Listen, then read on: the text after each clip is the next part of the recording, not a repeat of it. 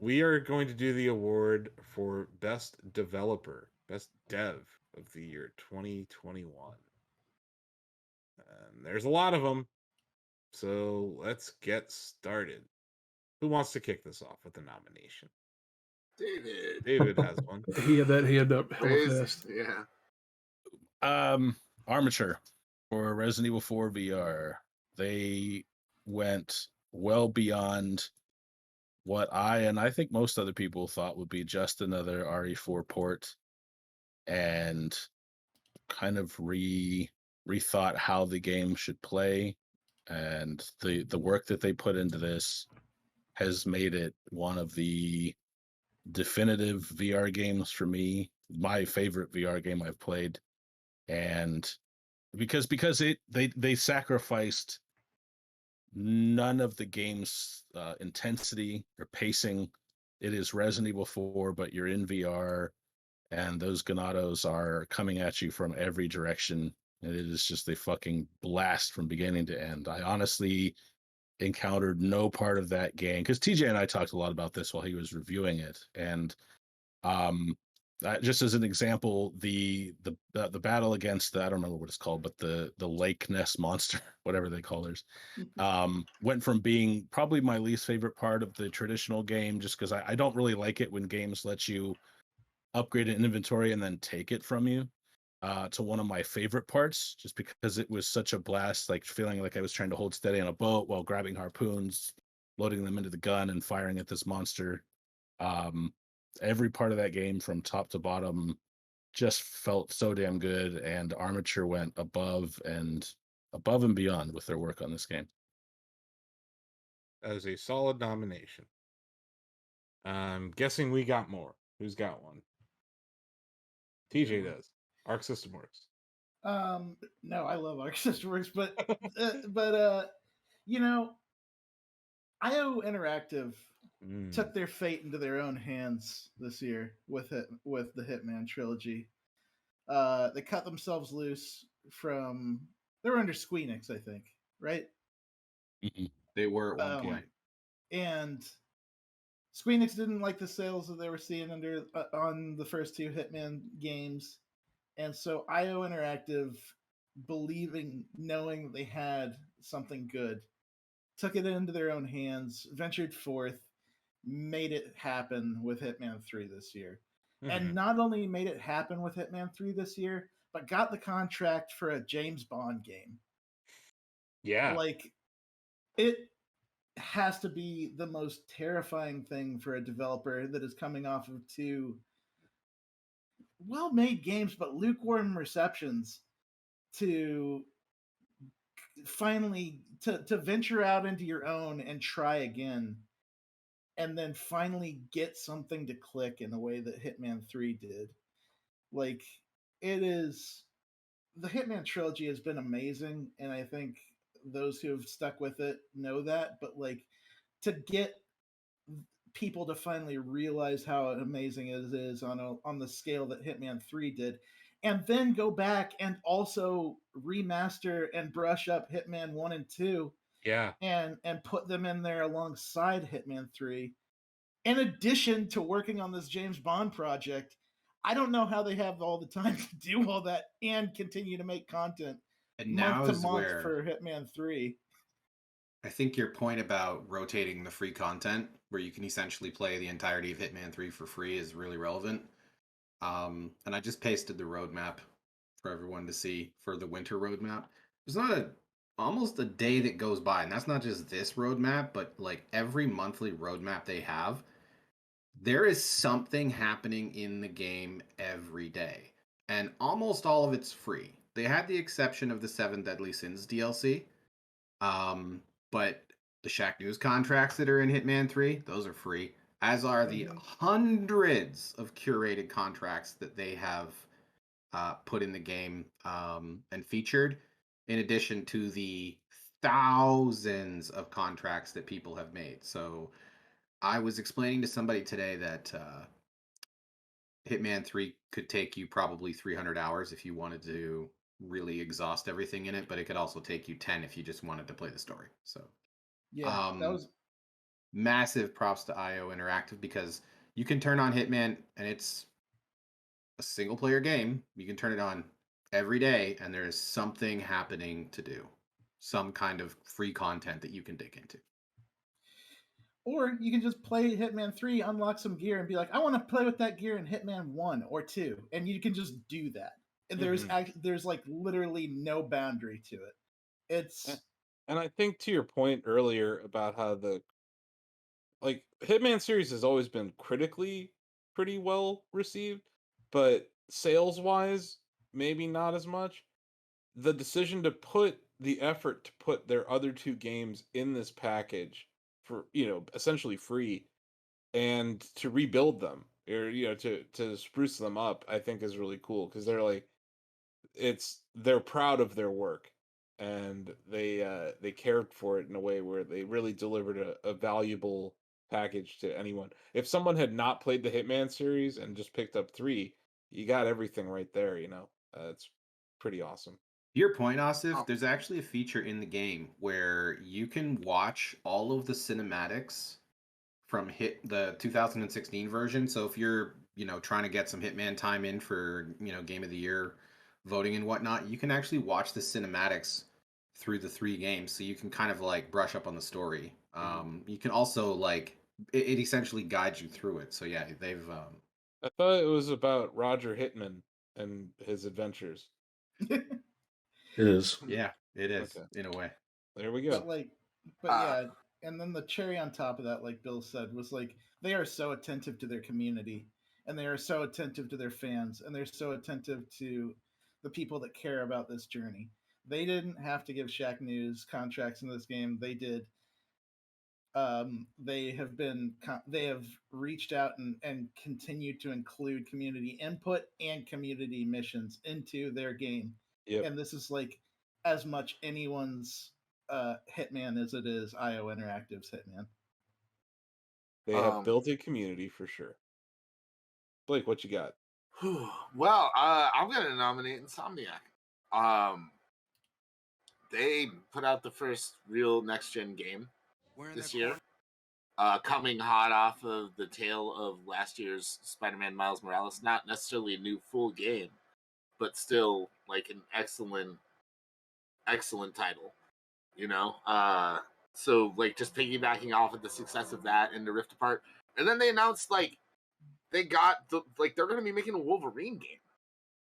Yeah. Like I'm super pumped for that. And the reason this is extra extraordinary is Sony has the rights and the licenses for Spider-Man. Mm-hmm. Like they don't have the rights or licenses for Wolverine. Like that's a Disney product now. That's like Marvel, So I don't think giving an award based on an upcoming game. I know TJ, you mentioned the Bond license too, but I think we should really judge Insomniac on the game that was released this year. Well, okay, that's fair enough. I think Ratchet and Clank Rift Apart stands well enough on its own. Honestly, I'm just saying, as far as having a banger year, they had a banger year. They've had a banger 3 years, 4 years. Yeah, there's a consistency to it as well. I feel though that they're crazy consistently good. Yeah, I don't know how they do it, honestly. Yeah, but when you look at the visual quality of Ratchet and Clank Rift Apart and what they are achieving with it, I feel like it's very noteworthy. I still think I prefer their Spider-Man game last year. Hey man, that's totally cool. I really enjoyed Ratchet and Clank Rift Apart. It's an experience that really stuck out for me, and I know some people are we're knocking the gameplay or whatever, and that's a personal thing. But I enjoyed that game from top to bottom. Everything about it, enjoyable. Yeah, it's stunning, and it's fun. It's stunning and fun. It's not. Yeah. There's harder games that came out this year, but there's nice difficulty settings in that you can actually ramp up the difficulty, or lower it if you don't want to die. But yeah, Insomniac, they're in this category every year, because they're great at what they do. So I agree with that nomination. I just wanted to before Oh we no. judge it on future things. Yeah, no, I totally understand. We haven't seen a damn thing or played Wolverine or anything like that. Yeah. But I just, they're That like if we were dumb like the Game I- Awards and gave an award for most anticipated, then yeah, we could probably talk about Wolverine for hours here. But I think it does speak to how quality their work is, though, that they would be handed that license, and I think that's also that they got acquired by Sony outright. Like Sony's like they put a ring on it. They're like we don't want you making Xbox games or PC games unless we wanted you to make the PC games. Yeah, Sony knows a good thing when they see it. I mean, they're in an arms race with Microsoft right now, and that was a huge win. That's a big get. Huge get. You know who Sony put a ring on this year for their work was Housemarque. Housemarque. Like they deserve a mention for what they did with Returnal and the doubts that some people might have had with them, because Housemarque hasn't always made the best work. I mean, whether you like Resogun or not is kind of an acquired taste, but like what they were able, it can't be denied what they did with Returnal and how they were able to make that game look like follow that roguelike formula to such a T, and also give it such an interesting twist that you wonder what else do these guys have in mind. And I think Sony had that same idea when they decided to just tie them up. So good on them for doing good enough work to actually become a first party studio. So congrats to Housemarque on that. Oh yeah, I'm glad you mentioned that, Ozzy. I think Housemarque definitely deserves recognition in this category this year, and then for making something that's actually unique and cool. Now, they actually weren't my nomination. My other nomination is going to be a studio that should probably have a ring on it by now, and that's probably Mercury Steam. Like Mercury Steam, what they were able to do with, there's a lot of pressure to take a first-party Nintendo franchise that Nintendo is kind of lukewarm on, and like stick the landing the way the Mercury Steam did with Metroid Dread. And some of the new ideas that they introduced to it with the Emmys and with the boss designs that they put together, like they did an amazing job. It's funny because when you Google Mercury Steam, the first result that comes up is their home site, and they say, "We're Mercury Steam. We're known for reviving the Castlevania franchise." And to see them kind of do that same thing with 2D Metroid is really remarkable. I mean, I don't want to make this like a lifetime achievement or anything, but they definitely deserve some recognition. I feel like an idiot for not bringing that up myself, Ozzy. Thank you. I guess like the thing that would like I considered them and Housemarque, but like those Controls and Metroid Dread, like that's on them. They just don't. That makes me want to give them my vote even more now, David. Doesn't make any sense, but that's fine. No, that they made a game that was still enjoyable, that you still 100% in spite of those terrible controls. Yeah, but I felt like I was fighting against myself the entire time. Like there's a lot of times I fucked up, but it wasn't on me; it was on their controls. So yeah, no, I think Mercury Steam deserves to be recognized for the achievement of making the most successful Metroid game of all time financially, like the highest selling Metroid game ever made. That shouldn't be lost on anyone. Like that series has never been as big as people think it is, and now it is. It's growing, and it's a whole new generation that's introduced to this. Like, I definitely think they're deserving of a nomination. But David brings up good points for why they may not win this category. Who else has a nomination? Donovan does. What you got? Is it Epic Games? I do. No, not fighting that fight anymore. But I do have another one that'll probably still get some eye rolls. But I'm gonna make my case anyway, and it's 343 Industries. It's not because I just want to gush about Halo Infinite some more, but like for real though, like 343 was really like that studio was on the ropes this year. Like they had a lot riding on their work in Halo Infinite, and everything we had seen about this game over the last couple of years was like a red flag. Every studio departure, red flag. The gameplay demo at E3 last year, red flag. And just like their last two Halo games were a big red flag. Yeah, like everything was trending Master towards Chief Collection on both Xbox and on PC. Huge red flags.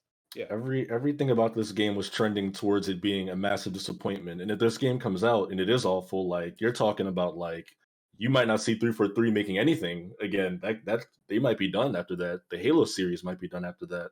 You probably would have seen a lot of people leave that studio, would have gotten torn apart. Like they actually really had something to prove this year. And their only option was to deliver something great, and they actually did it. and I think that is a testament to the folks that were still there despite all of the turnover during this game's development. I Yeah, I that's I I agree with everything you said, Donovan. It's a talk about backs up against the wall. Most pressure on a studio probably going into this year out of any of these nominees. I'm sure Mercury's team felt the pressure too. But I Yeah, for don't sure. think, based on their track record, they weren't about I don't think they were about to get canned. Uh, yeah, 343 has had some misses, so this was very important. You're talking about a flagship IP. Yeah, but it's a very good nomination, and I agree with it. I'm just curious. Do you feel like they went beyond just making Halo good again? Like it's a leap forward for the franchise. Yeah, I do because I mean, honestly, up until this point, and still now, I mean, when you talk about the Halo franchise, it's back when Bungie was doing it and when 343 was doing it. And you look at the first guys that were doing it, they had a bunch of classics, and then 343, it's a bunch of underwhelming games, and they like Infinite couldn't have been a bad game, like that just wasn't an option. And they had to like I remember reading the story where they had to like beg Xbox to delay this game. Like they had like a hard deadline of Mhm. 2020. Like this game had to launch with the It had Series to X. launch with the console. Yeah, They needed a yeah. game at launch for the console, and they didn't Mhm. have it last year. But the Yeah. decision to delay this game was brilliant and exactly what other studios should learn from. We've had so many games shipped this year in a poor state, uh, including Shack Pets. No, but yeah, there's I'd say Shack Pets has less bugs than Battlefield. Uh, but yeah, like the decision to delay Infinite was the right one. It seems abundantly Mhm. clear now, and I'm sure that was an incredibly difficult decision to make on the part of Xbox, and definitely from 343 internally to come to them and say, "Hey, it's not ready." You know. Like I mean, that's affecting the bottom line of their consoles. I mean, there were other issues that really affect the bottom line of the consoles overall, but Mhm. just being able to get one. Luckily, Yeah, Microsoft doesn't really seem to care about being profitable in the yeah, Xbox division, so Mhm. that's kind of true. it is true. Yeah. do you still feel that But way, yeah, Asif, with no Slayer or like no co-op, no Forge, like no modes and multiplayer you can shoot? Like, is that? I'm just curious. Just play devil's advocate a little bit because I know there's a lot of multiplayer stuff that's missing, that's not there. You can't Well, replay story if you missions. if folks at home have been watching this entire series of videos, at some point during the deliberations, I mentioned how I really don't care about Halo's story at all. Like, I don't. The fact that I was up till like 4 in the morning last night playing Halo's campaign, not co-op, campaign by myself. Uh, this is not what Infinite is not just a return to form. It is that, but it's an expansion of what Halo could be that we have not seen up until this point. Bungie didn't even do it. Bungie did it with Destiny, but they didn't do it with Halo. And I feel like 343 lost their way. They were chasing trends of like COD style shooters with Halo 4. I don't know what the hell Halo 5 was. I don't even know what that was. The multiplayer was terrible in that game. And the Master Chief Collection fumbles. So it was 3 really bad experiences in a row from this studio where it was like, wow, they're really mismanaging this flagship IP. To come in there and say, hey, let's completely change what the campaign is like and do something brand new where it's not linear. This is a non-linear Halo. It's super important to note that. Like they took a risk here and it could have sucked. It could have been Crackdown 3.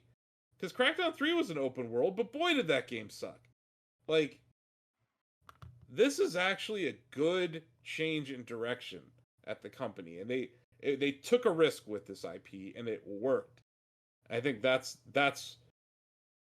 Greg. That like, if you read Sam Chandler's review, that reads like a game that he would have pushed for a 10 out of 10 if it had everything you said.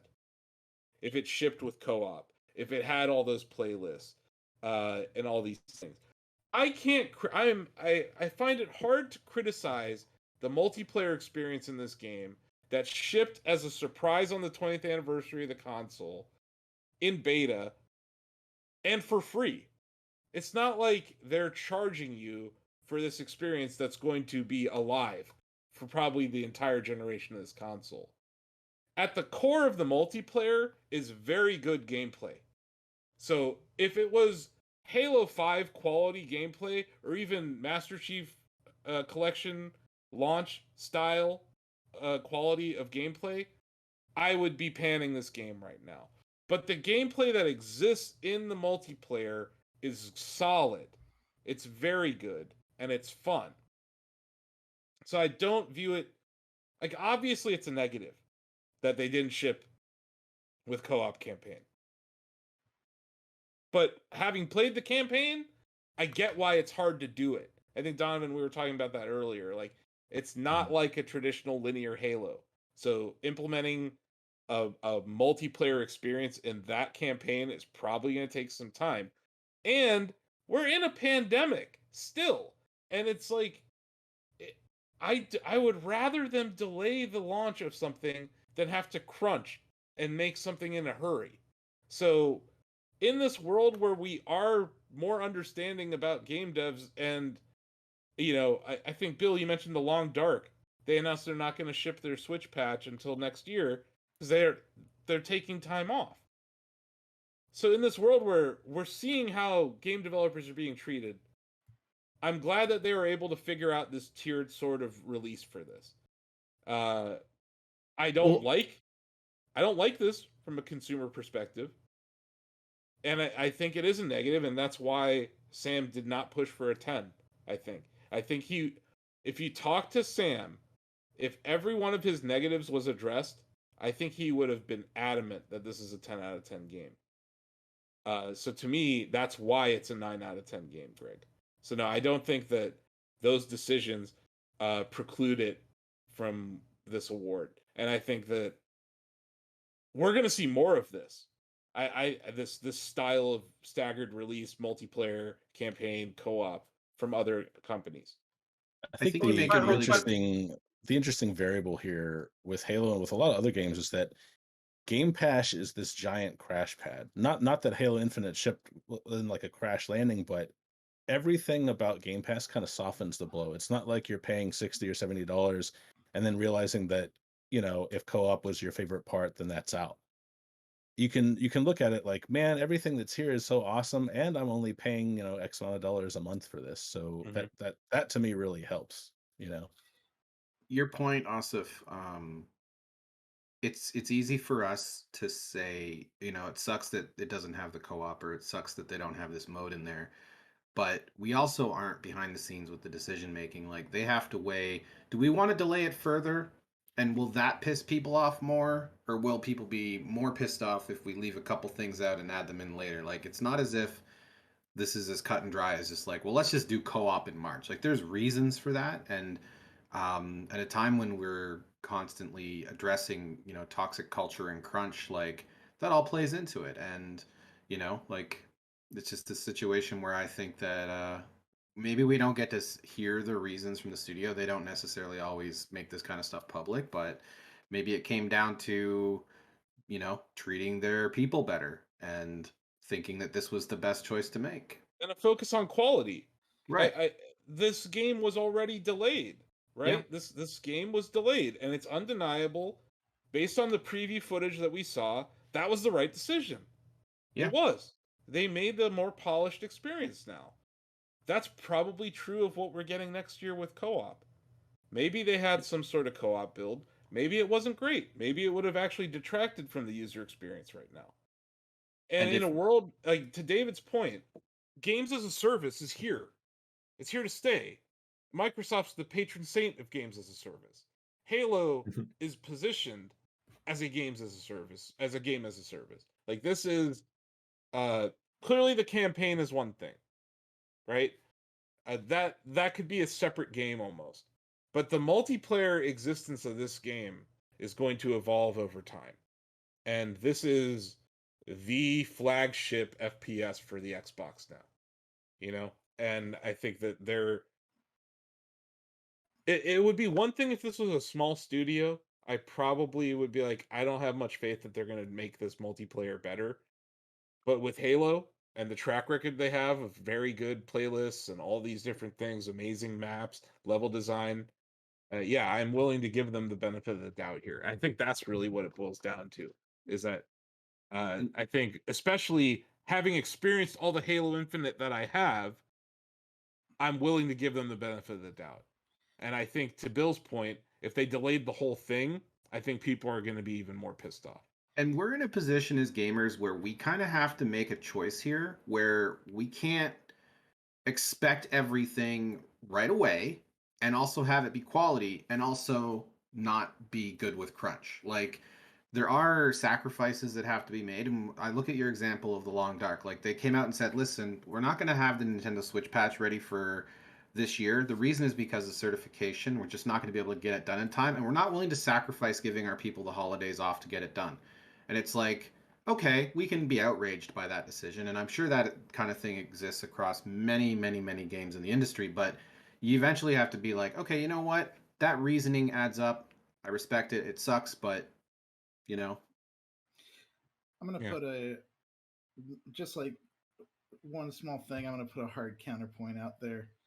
I hate that staggered method of release. Oh, no question. And we saw it. TJ, and let me put this out there. It's why I think that Arc System Works is better than Capcom when it comes to fighting games. Yeah, TJ, we saw it with Street Fighter. Like, we saw this crap with Street Fighter. That's what I was about to get at. How are you going to fucking give me a fighting game that doesn't have a versus mode on it in day one? Like, I think there are parallels to 343's way of release. How are you going to put out a ranked mode that doesn't have a Slayer playlist in it? Mm-hmm. It's to me, it's announcing your release date that far out is your own fault. And that is partially Microsoft's decision, but it also pisses me off no less. And I don't think it deserves to go uncalled out. Yeah, it feels like you're patting them on the back for mismanagement that they managed not to wreck the game, rather than celebrating the game as a pure accomplishment. I mean, this could be because... But that's not what I said. I think you're putting words in my mouth there, Chris. No. I'm not patting them on the back for the bullshit. I said, as a customer, I hate this. I'm saying that what I got on December whatever the hell 8th was good. Right. And it makes me go, oh, well, I'm gonna keep playing the campaign by myself, and then when co-op comes out in May, I'm gonna be playing with my friends. Like, that was my takeaway. Yeah. Was that everything they have given us is not shit.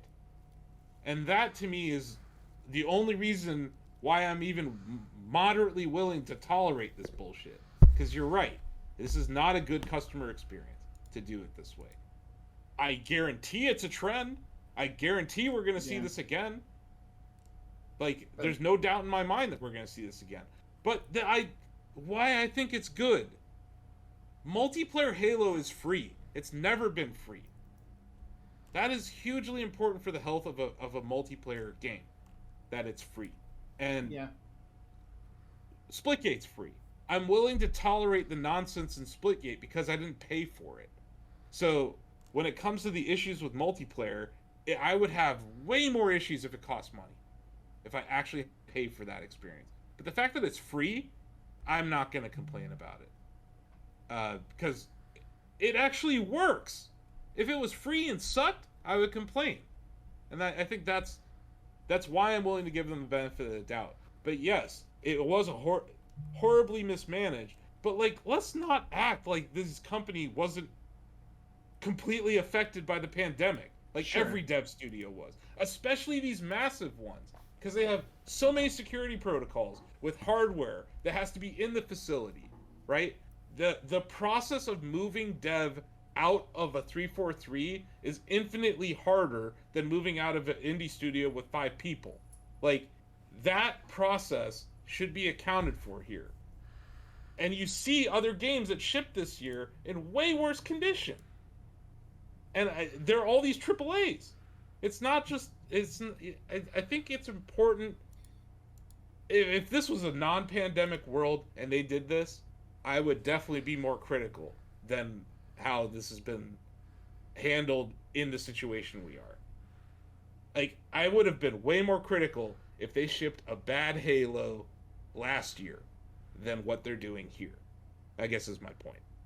And yeah, and, I mean, and to that end, like I would say that the reason why I trust Arc System Works is that I know from experience and history that everything that I want in the game will be there on day one, and that they will just continue to add more cool things on top of that. And so when I see the parallels between Capcom and 343, where like they have the backing to do the job, and they just mismanage it up to their day one, and then we'll fix it later.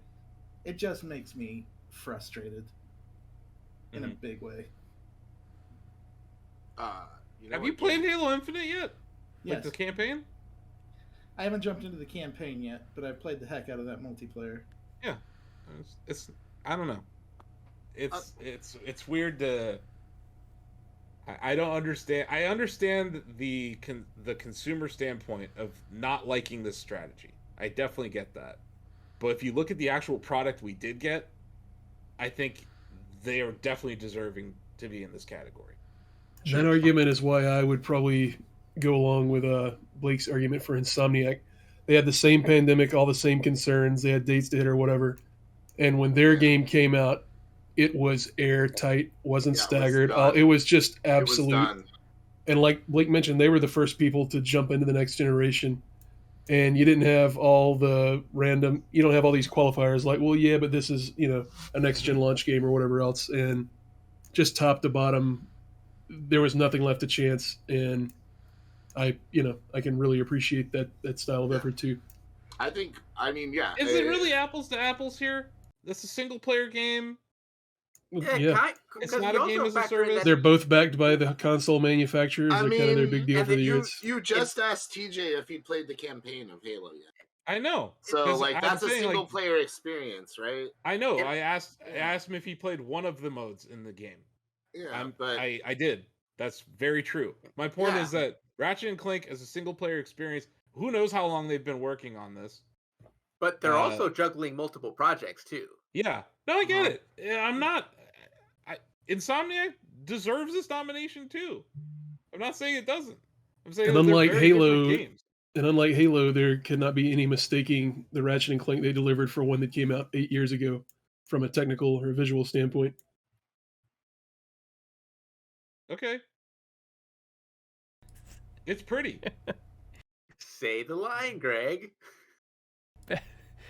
Best rock tech ever? What? I don't know what I'm supposed to say.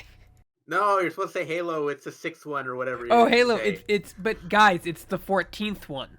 Thank you. It's the one after Halo Wars 2, which is the 13th one. All right. Any other nominations? I feel like we've dwelled on this nomination for longer than we should have. I think it's pretty got some good nominations as it stands. Yeah, let's vote. I think all of these are top-notch studios, and they all did great things. I don't want to make it sound like 343 didn't accomplish something great this year. Like they're turning. It's like for them to turn Halo around is really noteworthy, considering how much they have messed up the franchise in the past. And if it sounds like we're shitting on it, that's not our intention. I think we're all good. It's just a debate. It's cool. Totally. Yeah. We get to vote for what we want. So yeah. Are there any other nominations here? I'm trying to think if we're missing anything. You know what? Hazelight. I'm nominating Hazelight for It Takes Two. Sure. They had to deal with COVID and Coke, and we still got that banger. That's what I'm saying. That's a smaller studio. This idea of a co-op split-screen game is risky. Well, here's the thing. It's not their first one of these that they've done. Yeah. But the last one wasn't really any good. Exactly. And they've clearly learned from it. Exactly. And the business model is customer friendly. Buy the game, get a friend pass, so you don't have to buy it twice. Yeah, Against All Odds being published by EA, and it didn't come out with an Ultimate Team mode. So but congrats. For EA, you don't want that smoke, man. That guy, he acts that way on television at the Game Awards, you don't want to meet him when he's mad in private. But yeah, I really think for You all the stuck it things to that Hollywood. for all the things that we were taking as negatives for 343, like you look at Hazelight, and I know Insomniac too. It Takes Two is insanely polished. It's a great story from beginning to end. It's got amazing characters, art design, story, narrative. Like, I don't know. That's Oh. a that's It's like a good magnum nomination. opus for That is another, Norm. like, I think much like Feed for 3, they like learned from failure in a lot of ways. I'm not willing to badmouth Brothers yet, but I will agree with the No Way Out or whatever it was Yeah, called. Way that, Out is A the Way one Out. that I'm talking about. It was not Yeah. that great. Yeah, Brothers was okay. But yeah, I think Hazelight deserves a nomination here. Yeah, I think that's a good nomination. So yeah, let's vote. We'll start with David. Armature. No, actually, Bill talked me into IO. And TJ as well. I mean, they put out a great game in Hitman 3. And I love this series. I didn't start until Blood Money, but that's the sort of game I love. I'm very systems driven as a player. And remastering the first 2 games in this trilogy, plus this roadmap that, to my knowledge, hasn't seen any bumps. Like they're just tight. They deliver. Denny. Yeah, I'm gonna go with IO too. Had a great experience with Hitman. I think that the way that they made into like basically the definitive package overall, and just I really admire them betting on themselves in this regard. Yep. So that was that was something I thought was really interesting. That's a good point. They did bet on themselves big time, and they won. Don, me sticking with Shmelo? Yeah, 343. That's the dub that impressed me the most this year. No doubt. It's just like, it's an underdog story. That was stacked against them. I know it's owned by Microsoft. I'm talking about that studio. Okay. Yeah, no, I got you. Greg. Mercury Steam. The Metroid Dread game is really freaking good, and they didn't scale back on like how hard Metroid games can be if you don't memorize those patterns. So yeah, definitely. They made a hard Nintendo game. Yeah. They made a brutally hard Nintendo game. Like like I know there's some Nintendo games that are hard, but this is a brutally hard Nintendo game that harkens back to those NES days when it just comes to difficulty. Oh, sorry. I was just showing you how I hold the controller when I play Metroid Dread. Metroid Dread is less hard on your mental health than the Mario Party remake, though. That's probably true. Yeah. More consternation is generated from Mario Party. TJ, are you on IO? Yeah, we came in here thinking I was going to vote for Arc System Works, but and I love them, but I don't know. What they do. It's just What I think gave us Arc that impression, TJ? I think Arc deserves praise, TJ. They I don't do, know. They do, but they do, you know they do. what? I know and they know that they are the excellence of execution. They don't need this anymore. Okay, Brett. They know what they do. I was thinking the same thing. Yeah, cameo. But IO Interactive went out on a limb this year. They had a lot to lose, and they pulled it off excellently. Nice. Ozzy? I'm gonna stick with Mercury Steam just because they got a tall task with making a good 2D Metroid on Switch. If they don't land it, like Nintendo probably doesn't hire them again, and 2D Metroid probably goes the way of Star Fox. Aw. Would you rather have said it goes the way of F-Zero? F-Zero too, yeah. F-Zero's dead. Metroid 2 Joins the remake. box of Nintendo's unwanted toys. With Ice Climbers and the Kid Icarus. The Metroid 2 remake was really good. And They the had no Adventures of reason Wolf. not to stick the landing, but yeah. Bill. For all the reasons discussed, and also because there's a trailer out there where someone from IO says Shacknews loves Hitman. So, IO Interactive. Shacknews does love Hitman. They do. Blake? Man, Insomniac's going to be all right.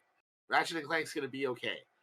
But if I want nice things, like more Metroid, I really got to give it to... I got to go retrograde, Mercury Steam. My Mercury is in retrograde now. I love it. I love it. I know the controls have issues, but goddamn, do I love Metroid, and it's extra special. This like was an extra special experience for me personally. Like, I want more. I want more side-scrolling Metroid. Mercury Steam, baby, 100%. Like, there's a lot more Metroid Dread for you to play if you 100% it. I'm just saying. Oh, thanks, Dad. Thanks for letting me know that. Chris, it's right there. It's right Chris, there. let's get your vote. So last year during these deliberations, before we ultimately landed on Valve as our developer of the year for Alex, there was a good amount of talk about Insomniac and the work they had done for Spider-Man Miles Morales. And saw that game. I got to review it on the PS5. I think I did. I can't remember. I saw it on the PS5. Yeah, you did.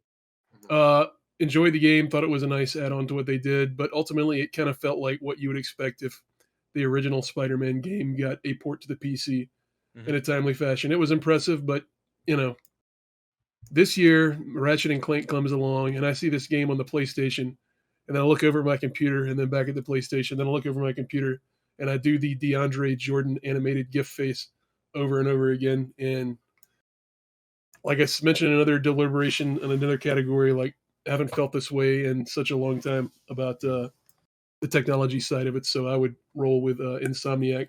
And that game, like if you had to put polish in the dictionary, it almost felt Nintendo level at times in the way it was directed, how it loaded, just all parts. There was no hitching, no twitching, just me being wowed with no compromise from start to finish.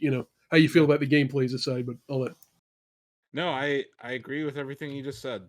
Now I'm going to post that animated GIF into general because I love it. Okay.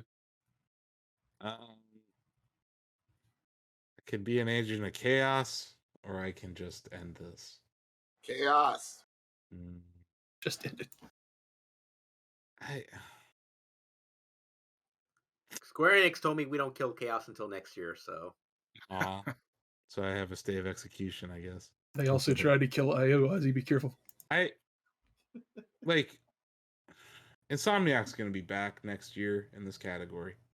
It's going to be back. Are they? We don't know when. 2023, they'll be back for Spider-Man. They'll be back in 2023 then. And we'll see him in 2027 for Wolverine. Yeah. I don't think Housemarque's going to be back next year. Like they're probably going to need some time on whatever they're working on. They have to fly back to Australia. I don't think Armature is going to be around like in this category next year. I don't think they have another banger VR game in their pocket. Here's the thing: are any of these nominees going to be back next year? The one that I'm certain won't be is Mercury Steam.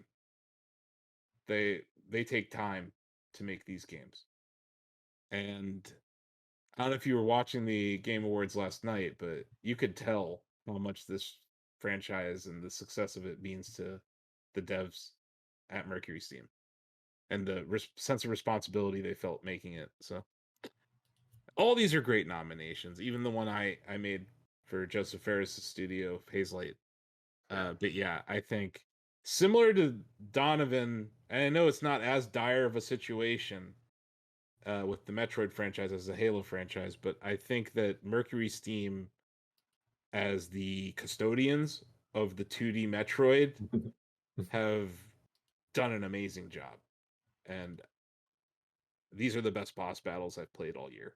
So to add to that point, Asif, if Halo Infinite doesn't land, like Microsoft will reboot Halo down the road, just not with 343. Sure. If Metroid Dread doesn't land, we probably don't see Metroid for a while until, and I mean, maybe we're obviously going to see Prime 4. They put it in the basement with Ice Climbers. They would be in the basement until a fan makes another amazing game that Nintendo shuts down and then hires a studio to remake. Look, this isn't about Nintendo. This is about Mercury Steam. Yeah, but I just want to throw that out there. Like, we're not talking about the publisher here. I really think the series goes full prime if Dread didn't land. Yeah. Yeah, and that's what would have broken my heart because. So I am an agent of chaos. I am voting for Mercury Steam, which means that Chris and Donovan need to revote. Oh wait, actually, hold on. Let's go to Sam Chandler real quick. See if he. Do we need to go with Sam though? Because he probably voted for. I wonder what that guy voted for. He probably voted for 343. He did. Oh, Halo mate. Halo mate. So yeah, Sam can't revote because it's the weekend in Australia. But yeah. Donovan and Chris need to revote. Your options are IO Interactive or Mercury Steam. I'll go IO Interactive. Hitman is just endlessly impressive. That game is awesome. They did some great on it. I guess I'll go with IO Interactive since they were willing to bet on themselves. Nice. Sweet. So we did it. After a heated debate over the merits of if Halo sucks or not, or if their strategy sucks, they only got 1 vote or 2 votes that ultimately had to be recast. IO Interactive, honestly, they put us in their game. That's pretty cool. We didn't. I know we mentioned it a little bit. It didn't really factor into our deliberations here, but that's a pretty cool thing they did. And I do admire how they went on their own and bet on This themselves. is the closest we're going to get to the Barack Obama vote, right? Awesome. But I'll say like, you know, it was something that we approached them about initially. Sure. And they were really cool about it. Yeah, and we have a lot of fans of the series on staff, so it's not like and in our community. Yeah, you know, there was no exchange of funds or anything like that. You know what I mean? Like, yeah, it's just fluid. I think Ozzy mentioned it's a lot like the Rocket League flag. It's just I love them, Rocket they League. said yes. Yeah, absolutely. So yeah. Congratulations, IO Interactive. You are the best developer of 2021 here at Shacknews. Whoop, whoop. It is decided.